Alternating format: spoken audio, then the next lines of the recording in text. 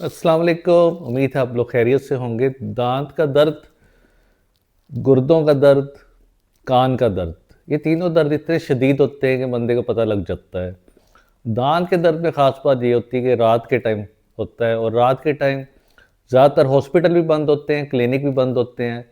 आप किसी डॉक्टर को भी कंसल्ट नहीं कर सकते। तो इसीलिए आज की वीडियो बनाई है कि आजकल के मौसम में दांतों का दर्द वैसे ही बड़ा कॉमन है, और आधी रात के अगर 12-1 बजे आपको कोई अवेलेबल नहीं होगा तो उसके लिए आपने क्या करते हैं कि घर बैठ के फ़ौरन से आपके दांत का दर्द ठीक हो जाए।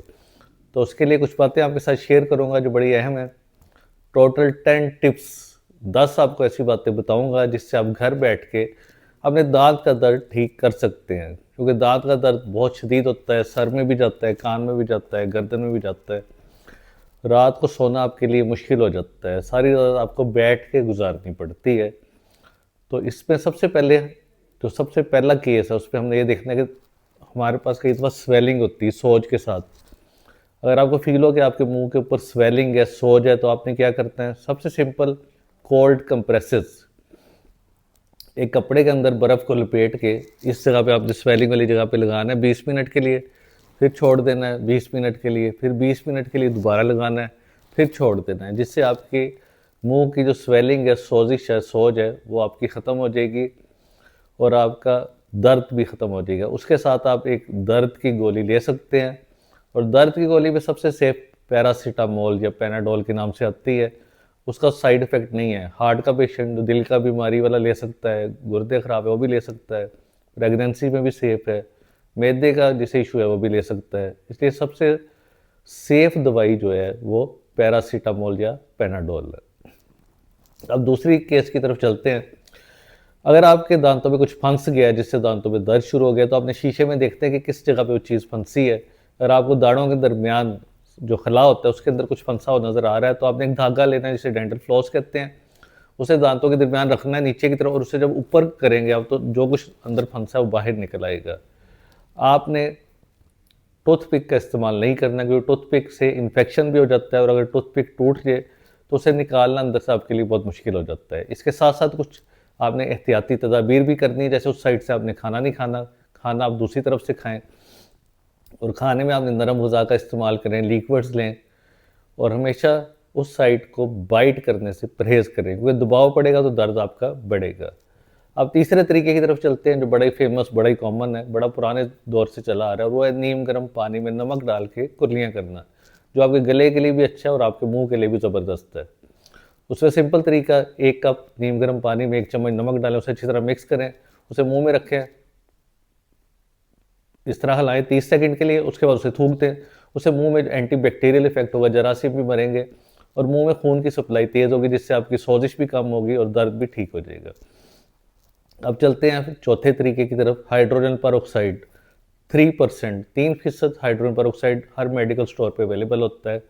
उसे आपने एक हिस्सा हाइड्रोजन परऑक्साइड, एक हिस्सा पानी को मिक्स करना है, फिर उसे मुंह में रखना है थोड़ी देर के लिए, और 30 सेकंड के लिए हिलाना है, और फिर से थूक देना है। तो इससे भी आपका दर्द जल्दी ठीक हो जाएगा।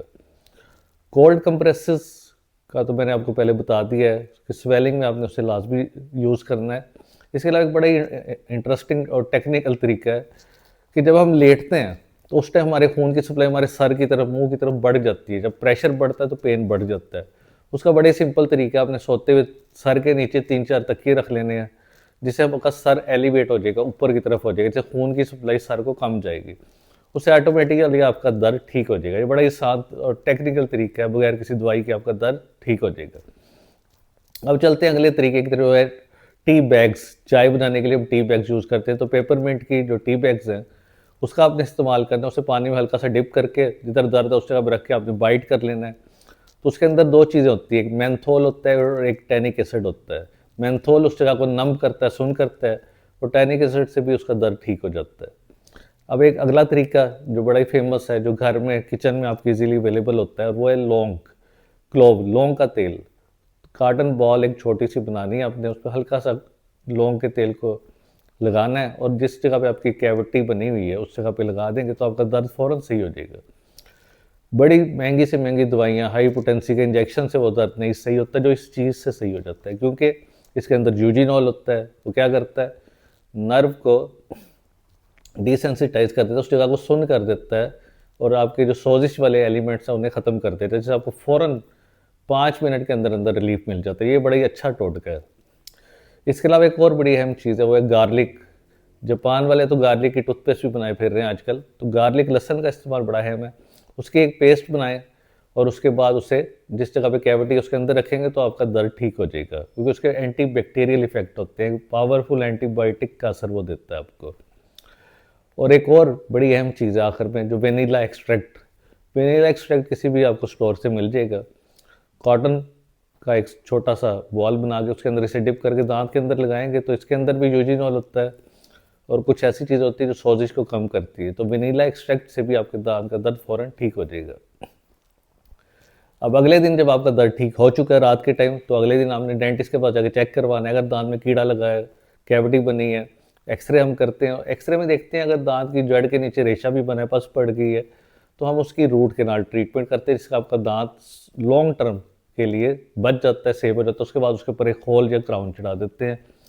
लेकिन अगर दांत टूटा हुआ है, जिससे क्रैक आ जाता है या फ्रैक्चर होता है या उसकी सिर्फ जड़ें पड़ी, तो हमें उस ऐसा दांत निकालना भी पड़ सकता है।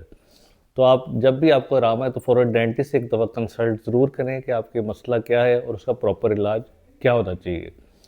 तो आज की वीडियो उम्मीद आपको पसंद आई होगी। इससे रिलेटेड कोई भी सवाल आप नीचे कमेंट बॉक्स में पूछ सकते हैं। शुक्रिया।